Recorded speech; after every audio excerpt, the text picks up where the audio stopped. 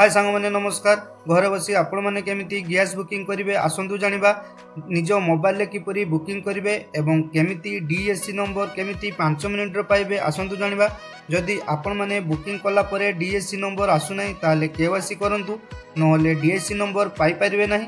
प्रथम कथा है बुकिंग कला परे कंज्यूमर नंबर आसुची किंतु डीएससी नंबर आसुना ताले आपण मैंने कौन करेंगे आसतु ए वीडियो माध्यम अति सहज उपाय केमिति बुकिंग करेंगे एवं केमिति आपनकर सब्सिडी पैसा चेक करेंगे एवं केमिति आपन फोन रे केवाईसी करेंगे। भिडियोटी शेष पर्यंत देखंतु संपूर्ण सूचना पाई परिबे। चलंतु भिडियोटी स्टार्ट करिया। प्रथमे आपण माने आपण फोन रे किबा कंप्यूटर रे जेकोसी ब्राउजर टी ओपन करंतु। प्रथमे आपण माने से ब्राउजर रे cx.indianoil.in लिखि सर्च करंतु। सर्च कला परे एमती गोटे पेज टी ओपन हो हला परे एठारे देखंतु गोटे जगह रे लिखा अछि रजिस्टर लिखा अछि एवं गोटे जगह रे लॉगिन लिखा अछि। प्रथमे आपण माने ए पेज रे आपण मानकु रजिस्टर करिया पई पड़िबो। तापरे आपण माने गैस बुकिंग करि परिबे केवाईसी करि परिबे एवं आपनकर सब्सिडी टंका चेक करि परिबे। तो प्रथमे आपण माने रजिस्टर क्लिक करनियंतु। क्लिक कला परे एठारे देखंतु मोबाइल नंबर दवा पई पड़िबो। प्रथमे आपण माने गोटे आपण मानकर वैलिड मोबाइल नंबर दियंतु जेमिति आपण माने ओटीपी टी देई परिबे।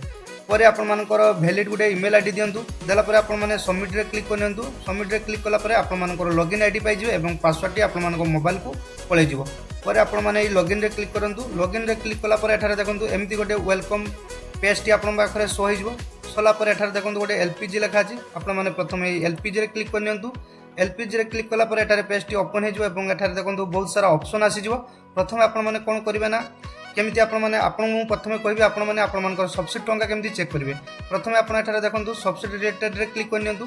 कला परे नेक्स्ट पेज टी संपूर्ण ओपन हे जिवो। परे आपण ई प्रथम रे आपण माने क्लिक करनियंतु। सब्सिडी नोट रिसीव रे आपण माने क्लिक करनियंतु। कला परे एटा देखंतु आपण मानकर मोबाइल नंबर दे आपण माने सब्सिडी टंका चेक करि परिबे एवं आपण मानकर एलपीजी आईडी माने आपण मानकर कंज्यूमर नंबर दे एठारे आपण मानकर सब्सिडी टंका चेक करि परिबे। एठारे मोबाइल नंबर माने होचे आपण मानकर गैस खाते जो मोबाइल नंबर टी लिंक थिबो आपण माने सेही नंबर टी दे आपण माने चेक करि परिबे। तो चलंतु आपण मानकु मु कंज्यूमर नंबर दे केमति आपण मानकर सब्सिडी टंका चेक करिवे आपण मानकु देखेबी।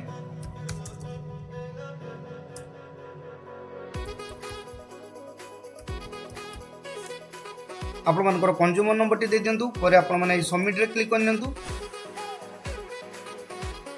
सबमिट रे क्लिक कला परे एठा देखंतु आपण जहा नारे खाताटी दिबो तांकर ना सही जिवो तांकर मोबाइल नंबर सही जिवो एवं पिन कोड एरिया सही जिवो एवं को डिस्ट्रीब्यूटर रो खाताटी आपण मानकर डिटेल सब कुछ सही जिवो। सही गला परे एठा तळको देखन गोटे बॉक्स टेबल टी आस जिवो।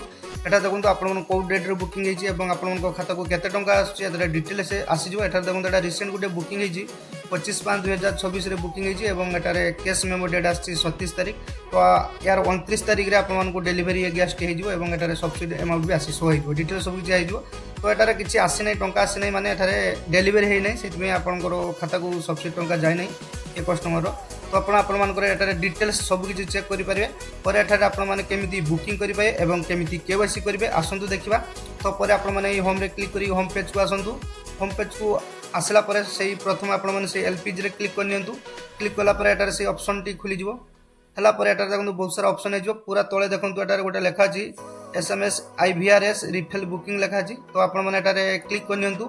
क्लिक कला परे नेक्स्ट पेज टी संपूर्ण भाबे ओपन हे जिवो। एटारे देखंतु जदि आपण मानको बाकू डीएससी बुकिंग करूचंती कंज्यूमर नंबर आसुची किंतु आपण मानको डीएससी आसु नाही तो आपण माने एसएमएस अपडेट नोट रिसीव रे क्लिक करनियंतु।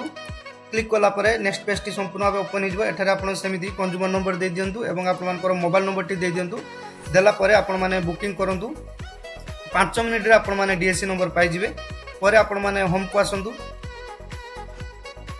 होम पेज को आसला परे पुनी से एलपीजी रे क्लिक करनियंतु।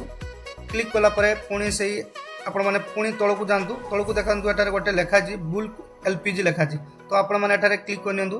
क्लिक कला परे एटा देखंतु सेही पेज टी संपूर्ण भाबे ओपन हे जिवो। एलपीजी आईडी आसी जिवो एवं मोबाइल नंबर आसी जिवो।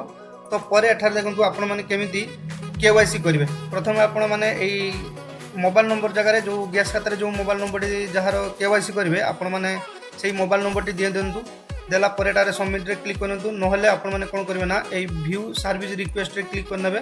क्लिक कला परे एटारे देखंतु आपण को गैस खाते रे जो मोबाइल नंबर टी थिबो सेही मोबाइल नंबर टी दे दियंतु एवं एटारे सेही फाइंड रे क्लिक करनियंतु। क्लिक कला परे आपनकर कंज्यूमर नंबर एवं मोबाइल नंबर आसीजो एवं साइड रे री केवाईसी ऑप्शन आसीजो। आपण सेटारे री केवाईसी ऑप्शन रे क्लिक करी आपण माने केवाईसी करि परिबे।